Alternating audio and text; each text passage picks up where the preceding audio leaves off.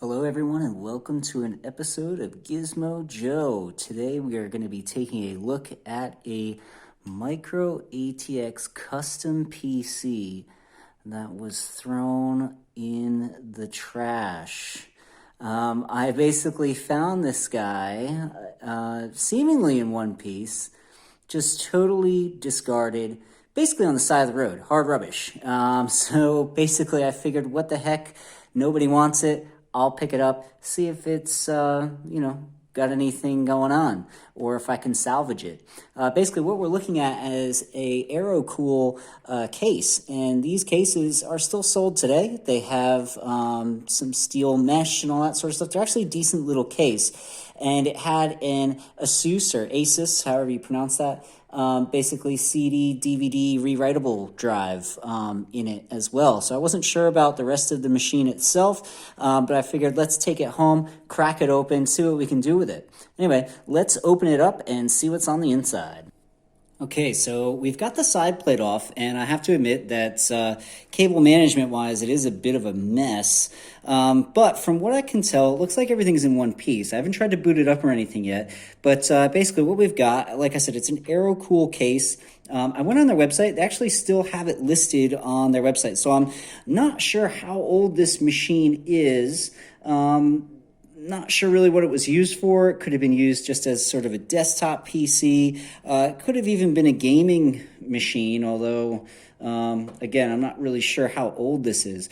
So like we said before, it's got an Asus DVD CD RW drive in here. That looks to be okay. All the cables are connected, so on and so forth. There is a WD hard drive down here, which for some reason seems to be a bit wobbly. I'm not sure. I have to take everything out of here and have a look. But that's a 500 gig drive, so I'm hoping that still works. Always good to have some extra storage laying around. And basically, if we just take a look at the power supply, this is a Thermaltake 430 watt. So the Thermaltakes, aren't necessarily the best power supplies in the world. And, we all know that power supplies are really important. They could make or break your build. But a 430 watt isn't a bad power supply. It should do a decent job of basically supplying enough power for all the parts. Now, let me just punch in a little closer. Okay, so it's a little messier here, but you can see we have a intake-outtake fan here. And here's our CPU and our CPU fan. Everything looks to be all right. I would say, judging by the look of this is probably pretty old. We have some braided cables here. I'm not really sure what connects to what. But if we pan down just a bit further, right here, which is interesting, is a graphics card. It looks like it's an Asus or Asus, however you want to say that. I'm not sure what the graphics card is. It doesn't look super fancy. It looks like more of a low profile one, so it's probably in the 1 gigabyte range or something like that. But we'll have to pull that out and take a look. I just wanted to quickly show you around the back to the sort of I/O board panel bit and show you what we're working with. Okay, so here's the back of the machine, and one of the things I want to point out is this wild aerial. So this is obviously the Wi-Fi card. It looks like it's a TP-Link, but this aerial is huge. I've never actually seen anything quite like it. It's kind of funky. Now, obviously, you can unscrew that or whatever, but let's leave that off to the side for a second. So here's your graphics card down here, and it looks like it's got a DVI and a VGA. So this is probably a pretty old card, no HDMI. I think right above that, it looks like a USB 3 sort of expansion card there. So I don't know if this machine was built a while back and then they tried to upgrade it and then eventually just got to the point where couldn't really do many more upgrades, so they got rid of it. But anyway, if you have a look at the motherboard here, you'll notice that you've got some parallels. You've got, I don't even remember what that one's called. You got a VGA output, some USB 2s, Ethernet. So obviously not a modern motherboard. So I would say probably that Intel chip that is the CPU in this guy is probably pretty old. Maybe a Core 2 Duo, something like along that range. So probably, mid to late 2000s, I would say, as far as the internals on this particular machine. But what's really cool about this is that the case is really nice. The power supply, provided it turns on, is pretty decent at 430 watts. So what I'm thinking about doing is potentially just yanking everything out and replacing it with newer parts, because this is a micro ATX case, so I could still get a motherboard that fits in here, get a more modern processor, maybe even throw a modern GPU in there, and we might have a decent little gaming rig even. Maybe do some light video editing, some photo editing, stuff like that. And, for something essentially I found on the side of the road, it won't be that bad. But anyway, stay tuned. I'm going to have a hunt around online and see what I can get and put in this guy. Okay, so for the motherboard, I went with a Gigabyte B450MH. Now, here in Australia, for the money, this is probably the best sort of budget board you can get for a Ryzen 3. That's because I was able to get this guy from Centercom for about 95 bucks. Now, that's delivered as well, so it came straight to my doorstep, which is pretty good. But what's great about the B450 or B450, or however you want to pronounce that, is that you can, upgrade the chip later on. If you go for like the A320 boards, which are a little bit cheaper by about 20 bucks or whatever, you're not going to be able to update the CPU. You're going to have to buy a whole new motherboard. So this one is definitely the way to go because it's just got the updated chipset.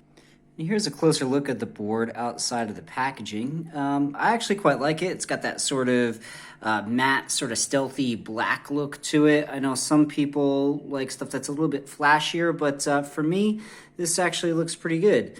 And you can just take a look at some of the inputs and outputs there. And obviously this is only a 2-channel board. And for the Ryzen chips, what you want to do is you want to essentially grab really fast DDR4 RAM. So as you can see there, this is DDR4 ready.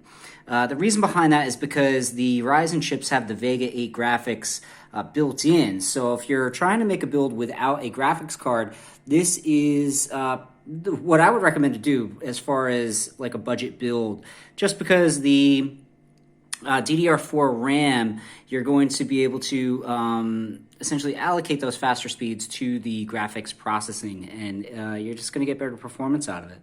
And for the money, I think it's hard to beat. For the processor, I went with an AMD Ryzen 3 2200G. I got it on eBay, so obviously it's used, for about $100. And I mean, personally, I think that for the money, this is probably one of the best budget chips that you can get. And what's really good about the one I found on eBay was that it came with the stealth cooler, which is great. That way I don't have to worry about picking up another cooler, because these AMD ones are pretty good. But anyway, like I said, $100, and this guy will get you playing some AAA games. It's not going to blow everything out of the water, but for the price, like I said, this is about $100 for the CPU, about $95 for the motherboard so far, and I spent about $89 on the RAM, which I'll show you in just a second. And basically, because I already had a power supply and a case, we're looking at essentially a ready-to-go PC at under $300. And finally, for the RAM, what you can see here is I went for a pair of Corsair Vengeance LPX DDR4 RAM sticks. These are 8 gigabytes a piece for 16 gigabytes total, and it runs at 3200 megahertz.